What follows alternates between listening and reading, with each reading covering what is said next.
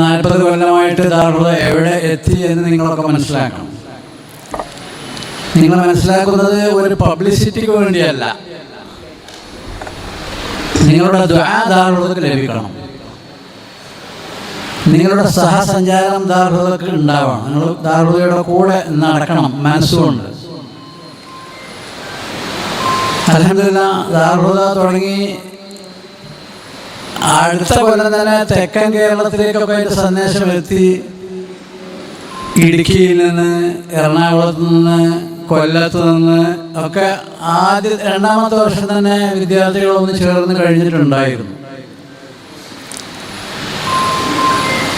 നമ്മുടെ നാട്ടിൽ വളരെ പഴക്കമുള്ള മതസ്ഥാപനങ്ങളുണ്ട്.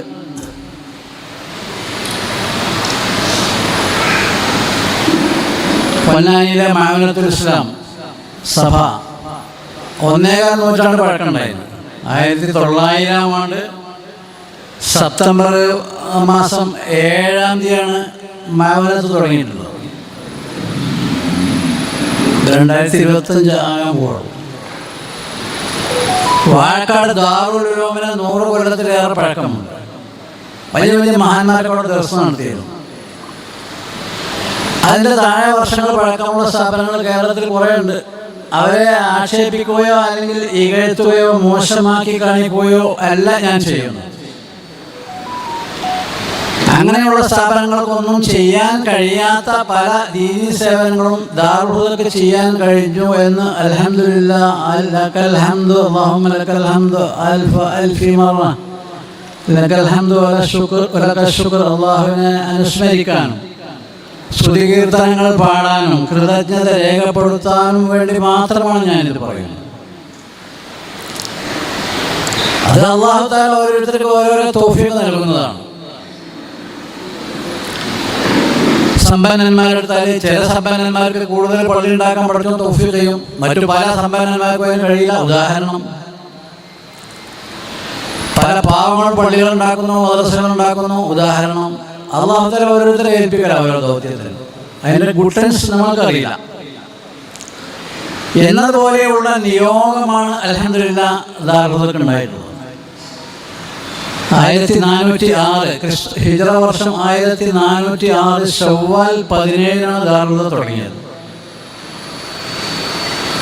ഇന്ന് 1446 ഞാൻ പറഞ്ഞല്ലോ ഷഅബാനായ 40 കൊല്ലം പൂർത്തിയാകാൻ പോകും.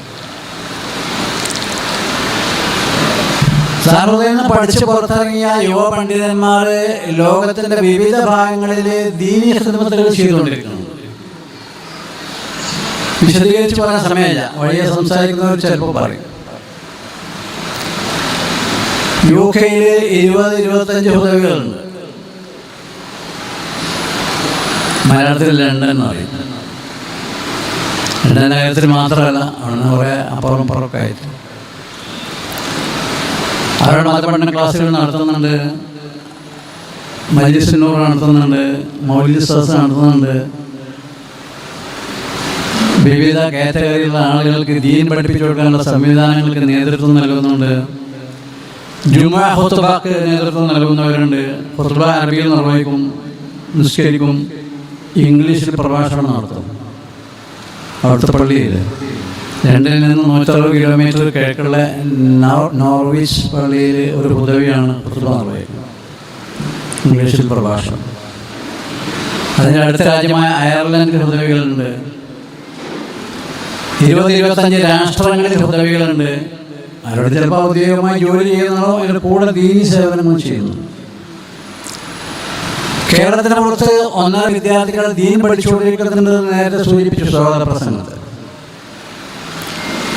10-12 കൊല്ലം മുമ്പ് കേരളത്തിൽ നിന്നുള്ള ഒരു പണ്ഡിതൻ അല്ലെങ്കിൽ കേരളത്തിൽ നിന്നുള്ള പണ്ഡിതന്മാർ വടക്കേ ഇന്ത്യയിൽ പോയി അവിടെയുള്ള മുസ്ലിമീങ്ങളുടെ മക്കൾക്ക് ദീൻ പഠിപ്പിക്കും എന്ന് അന്ന് ആരെങ്കിലും പറഞ്ഞിരുന്നെങ്കിൽ ആളുകൾക്ക് ഉൾക്കൊള്ളാൻ കഴിയുമായിരുന്നില്ല. ഇന്നിപ്പോൾ അൽഹംദുലില്ലാഹ് 1.5 ലക്ഷത്തിലേറെ മുസ്ലിം വിദ്യാർത്ഥികൾക്ക് അലിഫും ബാവും ഖുർആനും ഫാത്തിഹയും നിസ്കാരം ദീനും ഒക്കെ പഠിപ്പിച്ചുകൊണ്ടിരിക്കുകയാണ്. ദാർഹുദയിൽ നിന്ന് പഠനം പൂർത്തിയാക്കി പോയ ഹുദവികൾ. മാത്രമല്ല, നമ്മുടെ സഹോദരിമാർ പ്രത്യേകം ശ്രദ്ധിക്കേണ്ട ഒരു കാര്യമുണ്ട്. അവിടെ സഹോദരന്മാർക്കും സഹോദരിമാർക്കും ദീനിനെ പറ്റി പഠിക്കാൻ ഒരു സംവിധാനമില്ല. Many people with diabetes end up being stuck in a cycle of taking medications. ഒരു സംവിധാനമില്ല. അതെന്താ ഇല്ലാത്തതെന്ന് ചോദിച്ചാൽ അവിടെ എടുത്തു കളയപ്പെട്ടിട്ടുണ്ട്. 2-2.5 നൂറ്റാണ്ട് കാലമായി അതൊരു പ്ലാൻഡ് അജണ്ടയായിരുന്നു, ആസൂത്രിത പദ്ധതിയായിരുന്നു.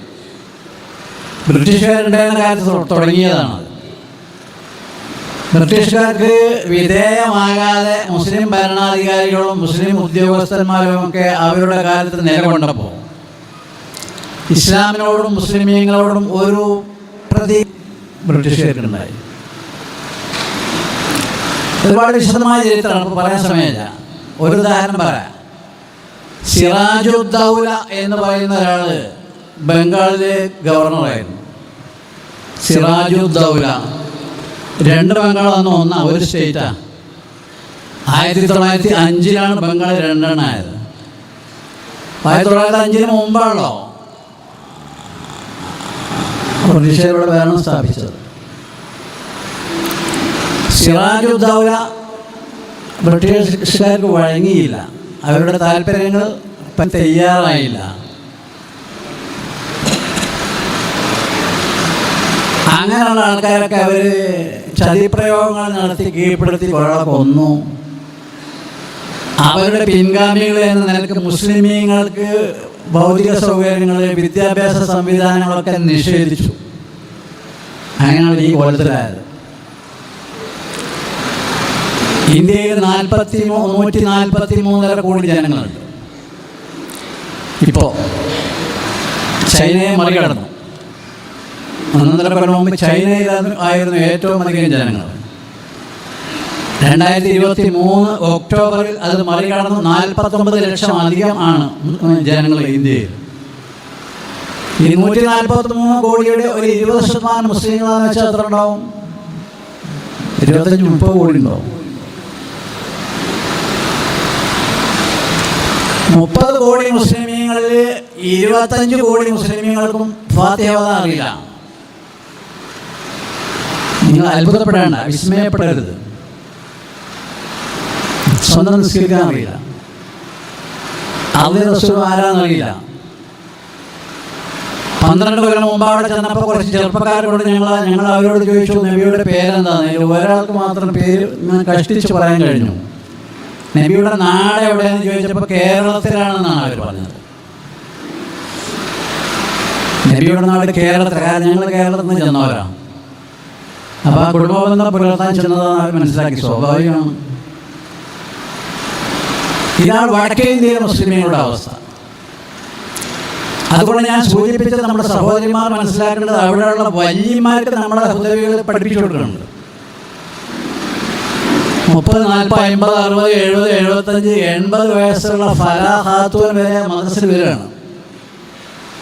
ഫലാഹ് ഖാത്തൂൻ എന്നാണ് മുസ്ലിം സ്ത്രീയുടെ പേരാണ്. വലത്തെ കയ്യിൽ മുസാഫും ഇടത്തെ കയ്യിൽ ഊന്നുവടിയുമായിട്ടാണ് അവർ മദ്രസയിൽ വരുന്നത്. അതിന് താഴെ പ്രായമുള്ളവരും. എന്തുകൊണ്ടെന്ന് വെച്ചാൽ അവർ താല്പര്യപ്പെട്ടിട്ട് വന്നതാണ്. അവരുടെ പെൺകുട്ടികൾക്ക് നമ്മളവിടെ വിദ്യാഭ്യാസ സ്ഥാപനം ഏർപ്പെടുത്തി, ഡേ സ്കൂൾ. രാവിലെ വരെ വൈകുന്നേരം ളുഹർ അസ്ർ 2 നിസ്കാരം അവർക്ക് പരിശീലിപ്പിച്ചു കൊടുക്കും. മഗ്‌രിബ് ഇശാ സുബ്ഹ് ഇങ്ങനെ 3 കൂടി ഉണ്ടെന്ന് അഡീഷണലായിട്ട് പറഞ്ഞു കൊടുക്കും. അങ്ങനെ നിസ്കരിക്കും. നിസ്കാരം തുടങ്ങി.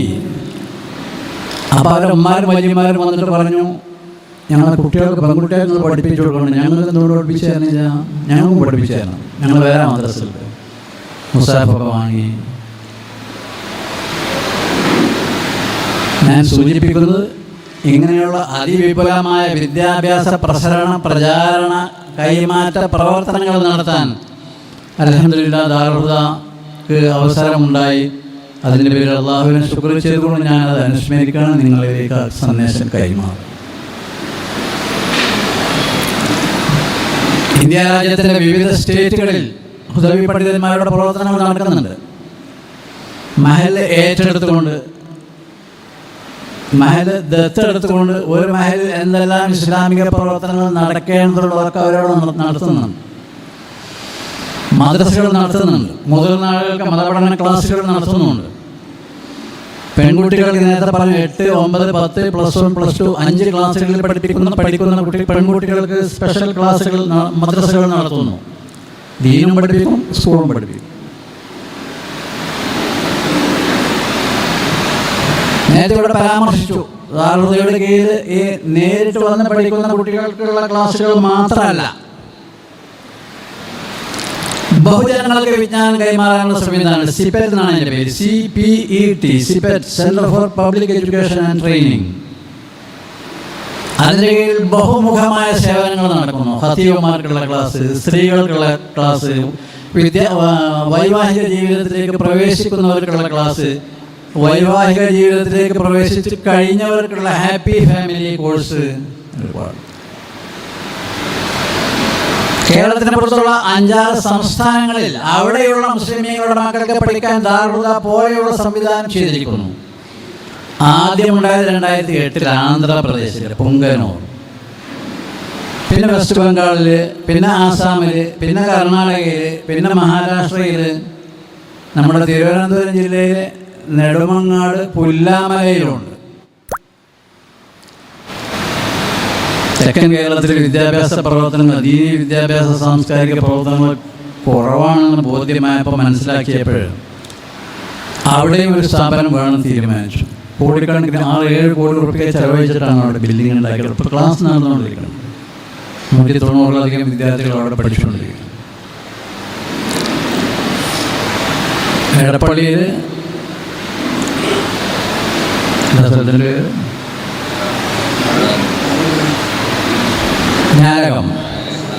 ഞാനകത്ത് ആൺകുട്ടികൾക്കുള്ള സ്ഥാപനം നടക്കുന്നു. ചെങ്ങമ്പുഴ നഗറിൽ പെൺകുട്ടികളുള്ള സ്ഥാപനം ദാറുൽ അംഗീകാരത്തിൽ നടക്കുന്നു. PT ഉസ്താദ് നവറല്ലാഹു മർകദഹു അദ്ദേഹമാണ് സ്ഥാപകൻ. അദ്ദേഹത്തിൻ്റെ മക്കളിൽ നിന്ന് നടത്തിക്കൊണ്ടിരിക്കുന്നു. ദാറുൽ തൊട്ടടുത്ത് Fathima Zahra Islamic women's college ഉണ്ട്. അതിൻ്റെ സിലബസും പാഠ്യപദ്ധതിയുമാണ് ചെങ്ങമ്പുഴ നഗറിലെ ദാറുൽ ബനാത്തിൽ നടത്തപ്പെട്ടുകൊണ്ടിരിക്കുന്നത്.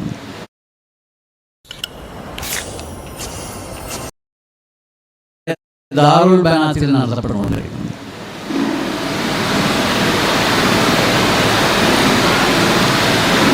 അപ്പോൾ അൽഹംദുലില്ലാഹ് ഈ വിധ സംവിധാനങ്ങളൊക്കെ ഈ തെക്കൻ കേരളത്തിൽ വിശിഷ്യ എറണാകുളം ജില്ലയിലും സജീവമായി ജാഗ്രതയായി നടത്തപ്പെടേണ്ടത്. 10-30 ഹുദവികൾ എറണാകുളം ജില്ലക്കാരായിട്ടുണ്ട്. ഇപ്പോൾ ദാറുൽ പൂർത്തിയാക്കുക 5 കൊല്ലം സെക്കൻഡറി, 2 കൊല്ലം ഹയർ സെക്കൻഡറി, 3 കൊല്ലം ഡിഗ്രി, 2 കൊല്ലം PG, ആകെ 12 കൊല്ലത്തെ വിദ്യാഭ്യാസം. അതിൽ ദീനി വിഷയങ്ങളും ഭൗതിക വിഷയങ്ങളും ഒന്നിച്ച് ഒരു കുട്ടി പഠിക്കുക. പുറമെ അറബി, ഉറുദു, ഇംഗ്ലീഷ്, പ്രാദേശിക ഭാഷ.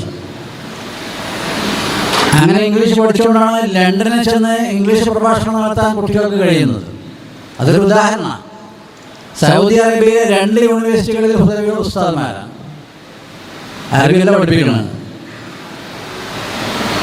ഇംഗ്ലീഷാണ് പഠിപ്പിക്കണം. അറബിയല്ല പഠിപ്പിക്കണം. അങ്ങനെ വിചാരിക്കും ദാറുൽ ഹുദ അറബി സ്ഥാപനം, അറബി പഠിപ്പിക്കുന്ന സ്ഥാപനമാണ്, അറബിയായിരിക്കും പഠിപ്പിക്കാനല്ല.